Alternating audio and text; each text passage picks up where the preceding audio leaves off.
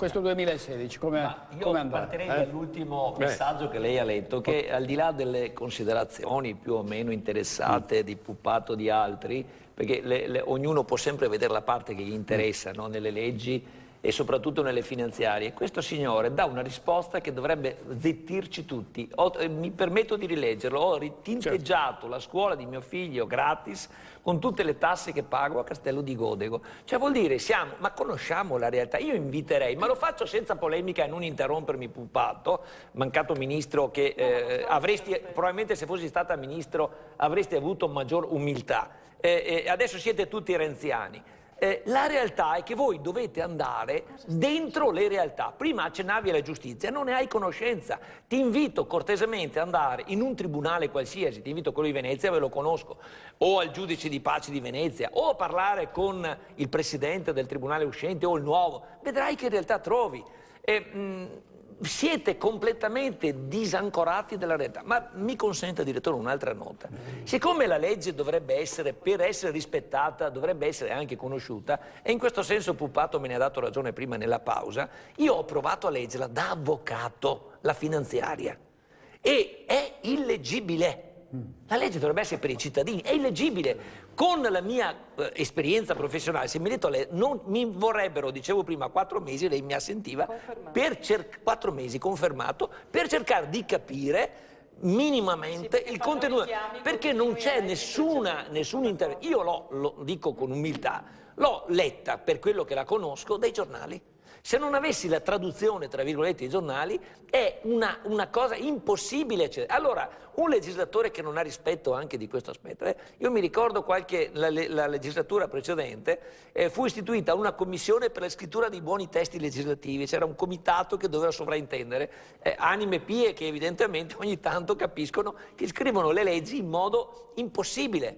Il cittadino dovrebbe capirla la legge. Allora cominciate intanto ad avere rispetto dei cittadini, a dare delle norme leggibili, magari anche coerenti poi, perché io lo cito a volte e parto dalla mia esperienza, ma se andate da un fiscalista, un tributarista, prima si diceva che ormai è difficile trovare una risposta coerente su un tema, quindi non c'è più alcuna certezza del diritto, qui siamo nella Babele più totale, e quindi quando c'è la Babele c'è una difficoltà perché le cose funzionino, si citava prima Copenaghen, i paesi del nord Europa, ma le cose funzionano. C'è una welfare, un'assistenza che evidentemente giustifica anche una tassazione a livelli di 65-67% come è da noi, ma noi paghiamo il 65-67%, ufficialmente molto di più, e poi abbiamo servizi da Centro Africa, senza offendere il Centro Africa. Questa è la realtà.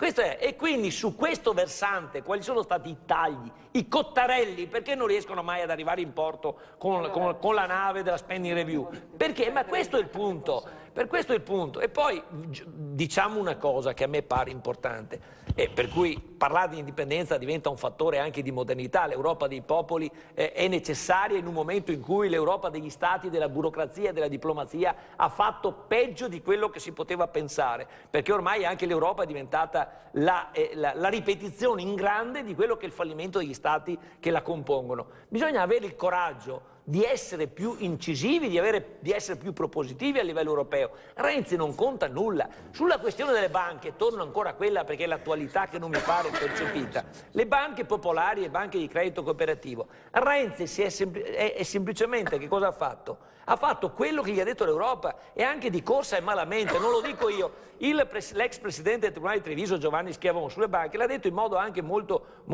pulito, molto onesto e competente. L'ha detto anche all'Assemblea, l'ha detto in più volte. Quella legge non doveva essere fatta in quel modo, si doveva negoziare tempi, come dicevo prima, più lunghi, provvedimenti, come dicendo, avete fatto una devastazione sul problema bancario. Questo è il punto. Siete colpevoli politicamente. 2 volte, primo perché avete fatto delle normative inadeguate, eccessivamente frettolose, in esecuzione passiva di quello che vi ha detto l'Unione Europea, senza guardare al territorio e alle necessità e alle concretezze di quel territorio. In secondo luogo, avete omesso di agire come si doveva fare o di sollecitare le autorità competenti nei confronti degli organi di controllo. Degli organi di controllo, perché i responsabili non sono quei poveretti o che hanno mal gestito, la mala gestio c'è sicuramente nei consigli amministrativi. Sì, poveretti, perché li avete additati. Poveretti nel senso che sono colpevoli. 6 milioni di euro Aspetta un attimo, Puppato, lasciami parlare. Sono i peccatori meno gravi, sono i peccati veniali.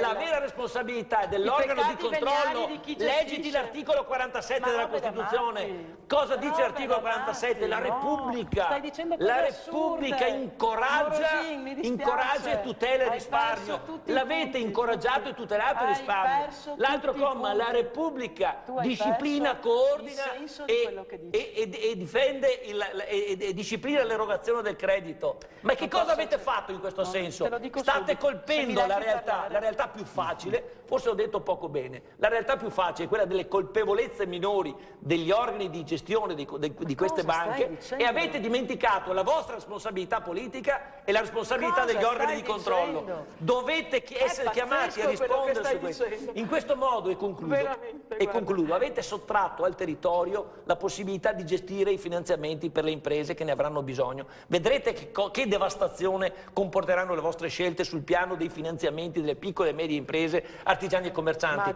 Adesso vai nelle zone industriali, Poppato, vai a vedere com'è stato.